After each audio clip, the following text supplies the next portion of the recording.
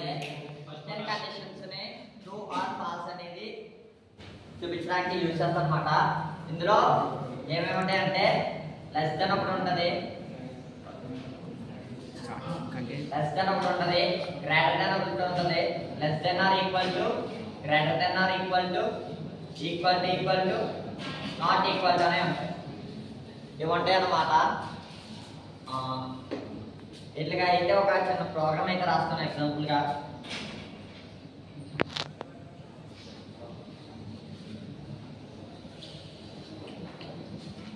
ఎలా తీసుకున్నాను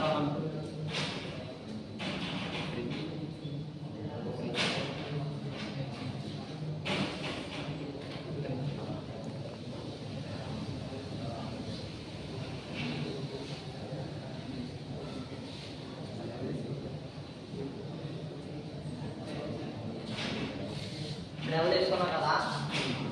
ఏ అనేది బి కన్నా గ్రేటర్ దెన్ అని తీసుకున్నాం. ఏ గ్రేటర్ దెన్ బి అని తీసుకున్నాం. ఏ వాల్యూ వచ్చేసి 3 ఉంది, బి వాల్యూ వచ్చేసి 4 ఉంది. సో ఈ కండిషన్ ట్రూ అవుతే మనకే టీ వస్తుంది. ఇది రాంగ్ కాబట్టి అయితే ఎఫ్ వస్తుంది మనకి. నెక్స్ట్ సెకండ్ తీసుకుంటే బి లెస్ దెన్ సి అని ఉంది. బి అనేది 4, సి అంటే 10. సో 4 లెస్ దెన్ 10 అయితే కరెక్ట్ కాబట్టి ఇది అయితే true. Next A equal to C తీసుకున్నాం. ఏ వచ్చేసి 3, సి వచ్చేసి 10. 3 నాట్ ఈక్వల్ టు 10 కాబట్టి ఈ కండిషన్ అనేది ఫాల్స్.